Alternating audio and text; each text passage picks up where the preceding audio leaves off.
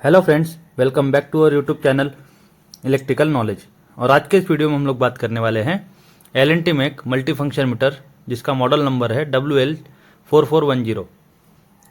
तो जैसा कि आप लोग देख सकते हैं, इस मल्टी फंक्शन मीटर में 4 बटनें दी गई हैं, 1 2 3 और ये चौथी बटन। तो इसमें से ये जो 2 बटन है जिस पे P और E लिखा है, इन दोनों बटनों को हमको 2 सेकंड के लिए प्रेस करना है। जैसे हम लोग प्रेस करेंगे, यहाँ पर सेटअप लिखा हुआ आ जाएगा। फिर डाउन की बटन दबा के हम लोग क्या करेंगे, पासवर्ड डालेंगे जो कि है 0000 डिफ़ॉल्ट पासवर्ड है। तो हम लोग एंटर करते जाएंगे और ये यहाँ पर हमारा पहला फंक्शन खुलेगा, कॉन्फ़िगरेशन। जैसे कि आप लोग देख सकते हैं, ये 3 फेज़ 4 वायर है। इसको यदि आपको चेंज करना है तो आप लोग 3 फेज़ 4 वायर से उसको कर सकते हैं आप 3 फेज़ 2 वायर, या फिर सिंगल फेज़, या फिर 3 फेज़ 3 वायर। जैसा आपका कनेक्शन है उस प्रकार से आप लोग उसका वो कर सकते हैं सेटिंग। पर हमारा जो कनेक्शन टाइप है वो 3 फेज़ 4 वायर है, तो इसके लिए हम लोग यहाँ पर क्या करेंगे, 3 फेज़ 4 वायर सिस्टम करके एंटर कर देंगे। तो ये हो गया मेरा कॉन्फ़िगरेशन। फिर मैं नीचे की बटन दबाऊंगा, फिर आगे जाऊंगा तो यहाँ पर आया PT प्राइमरी। तो जैसा कि ये मीटर जो है हमारा LT सिस्टम में लगा है, जहाँ पे 415 वोल्टेज साइड पे, तो इसका PT प्राइमरी और PT सेकेंडरी दोनों हमारा 415 हो जाएगा। इसको यदि आपको चेंज करना है, जैसे कई जगह पे 33,000 kV by 33,000 volt by 110 volt रहता है PT रेशो, तो वहाँ पर हमको यहाँ पर 33,000 करना पड़ता है, पर मैं यहाँ पर 415 ही करूँगा। फिर यदि आपको डॉट हटाना है तो आप लोग ऐसे इस तरह से हटा सकते हैं। यहाँ पर MK का मतलब होता है गीगा। यहाँ पर गीगा का कोई वो इंडिकेशन नहीं है, इसके लिए MK दोनों चलते हैं। यदि आपको इसको चेंज करना है तो ये मेगा में भी आ जाएगा, यदि और चेंज करना है तो आप किलो में भी इसको चेंज कर सकते हैं। पर हमको 415 वोल्ट करना है, तो हम लोग क्या करेंगे, इसको वहाँ के दोनों इंडिकेशन हट गए और ये आ गया हमारा 415। फिर हम लोग इसको एंटर करेंगे। फिर हम लोग जाएंगे PT सेकेंडरी के लिए। तो PT सेकेंडरी भी हमारा 415 वोल्ट ही रहेगा, तो हम लोग जो है उसको वैसे ही रहने देंगे। एंटर करके इसको सेट कर देंगे। फिर हम लोग आगे चलेंगे। आगे आया सिटी प्राइमरी। तो यहाँ पर हमारा जो LT पैनल में जो हमारा सिटी है प्राइमरी का रेशो, तो वो है 5000 बाय 5। तो हमारा प्राइमरी हो गया सिटी का 5000। तो इसको हम लोग सेट करेंगे 5000। ये डॉट को हम लोग यहाँ से हटा के लास्ट में करेंगे, तो ये फिर से MK आ गया। फिर इसको हम लोग चेंज करेंगे, डॉट को शिफ्ट करेंगे, फिर ये मेगा आ गया, फिर शिफ्ट करेंगे, फिर किलो आ गया, फिर शिफ्ट करके इसको हम लोग 5000 एम्पियर कर दिया। इसको एंटर करेंगे। फिर नेक्स्ट करेंगे हम लोग सिटी सेकेंडरी के लिए। फिर जैसे ही डाउन की बटन दबाएंगे हम लोग, तो यहाँ पर आएगा सिटी सेकेंडरी। तो मेरा सिटी सेकेंडरी 5 ही एम्पियर है, तो इसको हम लोग 5 ही रहने देंगे। तो इसको एंटर करके 5 पे हम लोग सेट कर देंगे। तो ये हो गया मेरा सिटी सेकेंडरी सेट। अभी हम लोग नेक्स्ट करेंगे, तो ये आया VA सिलेक्शन। तो यहाँ पर VA सिलेक्शन 3 टाइप है, अरिथमेटिक, वेक्टर और वेक्टर हार्मोनिक। तो जो हमारा वेक्टर होता है, वेक्टर मतलब ये जो एपरेंट पावर को कैलकुलेट करेगा, वो रिएक्टिव पावर और ट्रू पावर दोनों को इस फॉर्मूले की मदद से इसको कैलकुलेट करेगा। तो ये हो गया हमारा वेक्टर। एरिथमेटिक में क्या होगा, जो मीटर वोल्टेज और करंट मेजर करेगा उसका मल्टीप्लिकेशन करके इंडिविजुअल फेस का वो पावर निकालेगा और उसका फिर समेशन करके VA टोटल बताएगा। और वेक्टर हार्मोनिक में क्या होता है कि ये वेक्टर का जो फॉर्मूला था हमारा VA वाला, वो प्लस हार्मोनिक की वजह से जो हमारा VA बढ़ेगा, वो दोनों को ऐड करके टोटल VA हमको बताएगा। तो ये होता है वेक्टर सिलेक्शन। इसको हम लोग हार्मोनिक पे रखेंगे। ये हो गया बॉड रेट। जब हम लोग मीटर का कम्युनिकेशन करते हैं वहाँ पर बॉड रेट हमको देखने को मिलता है। तो ये बॉड का मतलब होता है नंबर ऑफ सिग्नल पर सेकेंड में हमको कितना भेजना है, वो बॉड रेट डिसाइड करता है।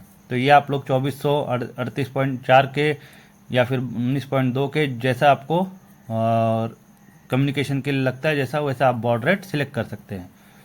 फिर आता है पैरिटी। ये हमको जो भी हमारा सिग्नल मीटर से जा रहा है उसको चेक करने के लिए, उसका एरर चेक करने के लिए पैरिटी होती है। ये ऑड और इवन दो में आती है, तो इसको हम लोग डिफ़ॉल्ट ही रहने देंगे इवन।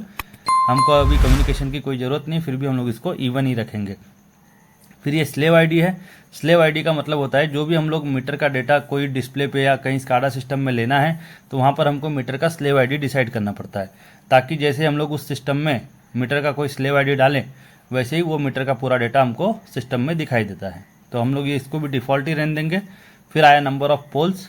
तो ये मीटर में पोल्स की क्या ज़रूरत है, जैसे ये मीटर अगर हम लोगों ने डीजी सेट या मोटर्स में यूज़ किया तो वहाँ पर क्या होता है कि जो मोटर या डीजी होंगे वहाँ पर नंबर ऑफ़ पोल्स रहते हैं जनरेटर में या मोटर में। तो उस पोल्स और फ्रीक्वेंसी की मदद से हमारे जो पास फार्मूला है 120f/p, उससे उसका आरपीएम हमको देखने को मिलता है मीटर के अंदर। पर हमको डीजी में नहीं लगा है हम लोगों ने, ये एलटी पैनल में लगा है, पर जो डिफ़ॉल्ट सेटिंग है उसको हम लोग 4 का 4 रहने देंगे। फिर हम लोग नंबर ऑफ़ पोल्स सेट हो जाने के बाद नीचे के बटन दबाएंगे तो आगे आएगा रिवर्स लॉक। तो रिवर्स लॉक का मतलब क्या होता है, जैसे हम लोगों ने इस मीटर का कनेक्शन किया, सिटी के जो कनेक्शन किए इसके साथ, यदि उसकी पोलैरिटी रिवर्स हो जाती है तो हम लोग यहाँ पर रिवर्स लॉक को नो की जगह यस करके उसको डायरेक्टली चेंज कर सकते हैं उसकी पोलैरिटी को। पर हमको कोई पोलैरिटी चेंज नहीं करनी, इसके लिए हम लोग इसको नो करेंगे और एंटर कर देंगे। एंटर करने के बाद फिर हम लोग नेक्स्ट पैरामीटर देखेंगे। तो यहाँ पर हम लोगों ने नो किया और एंटर किया तो नेक्स्ट आया पासवर्ड चेंज। तो हमको भी कोई पासवर्ड चेंज नहीं करना है, तो इसको जो डिफ़ॉल्ट पासवर्ड था वो वही रहने देंगे और नेक्स्ट करेंगे। आगे हम लोगों को देखने को मिलेगा एनर्जी। तो जो एनर्जी इसके अंदर हम लोगों को शो होगी, किलोवाट आवर की रीडिंग हमको जो शो होगी वो हमको रिजोल्यूशन में होना चाहिए या फिर काउंटर में। तो जैसे आप लोग यहाँ पर देख सकते हैं रिजोल्यूशन या फिर काउंटर, तो हम लोग को इसको रिजोल्यूशन में करना है, क्योंकि जब तक हमारी यूनिट कम रहेगी तो वो हमको वाट आवर में दिखना चाहिए, और जैसे यूनिट बढ़ेगी वो किलोवाट में, मेगावाट में या फिर गीगावाट आवर में जानी चाहिए। तो इसको हम लोग रिजोल्यूशन पे ही रखेंगे। फिर इसको हम लोग कर देंगे एंटर और आगे देखेंगे। तो जैसे हम लोग इसको एंटर करके आगे जाएंगे तो यहाँ पर आएगा स्टार्टिंग ए यानी स्टार्टिंग एम्पियर, स्टार्टिंग करंट कहाँ से करना है कि ये कहाँ से हमारी करंट को मेज़र करना चालू करे। तो यहाँ पर इसकी डिफ़ॉल्ट सेटिंग है 0.2। 0.2 का मतलब होता है 0.2% ऑफ सिटी प्राइमरी करंट। तो 0.2% ऑफ सिटी प्राइमरी हमारा 5000 था, तो उसके हिसाब से हमारा कितना एम्पियर आएगा, 10 एम्पियर। मतलब इस पैनल में जब 10 एम्पियर का लोड जाएगा तब हमारा ये जो मीटर है वो करंट शो करना चालू करेगा। इसको आप लोग घटा भी सकते हैं, बढ़ा भी सकते हैं। तो इसको हम लोग डिफ़ॉल्ट सेटिंग 0.2 ही रखेंगे। फिर ये आया डिस्प्ले अपडेट टाइम। तो डिस्प्ले अपडेट टाइम यानी कि जैसे हर 1 सेकंड में यदि एनर्जी बढ़ रही है, मान लो किलोवाट आवर बढ़ रहा है, तो वो हर 1 सेकंड में वो कंटिन्यू अपडेट करता रहेगा डिस्प्ले को।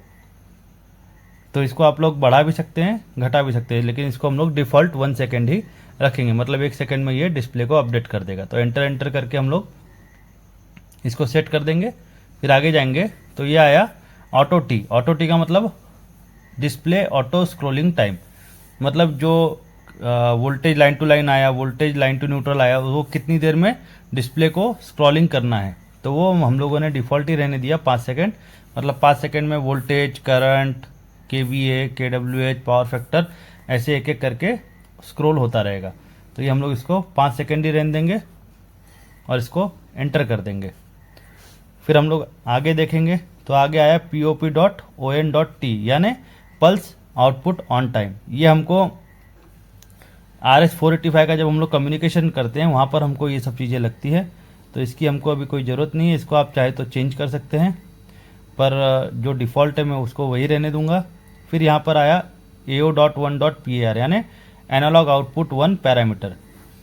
तो एनालॉग आउटपुट 1 का जो पैरामीटर है ये यहाँ पर डिसेबल है। ये जो मीटर है ये लोअर वर्जन का है, इससे हायर वर्जन में इसमें एनालॉग आउटपुट में हम लोग वोल्टेज लाइन टू लाइन या एम्पियर या फ्रीक्वेंसी, वाट्स या फिर VA, PF, इन सबको हम लोग क्या कर सकते हैं, एज अ एनालॉग आउटपुट हम लोग इसको जनरेट करके सिग्नल दे सकते हैं।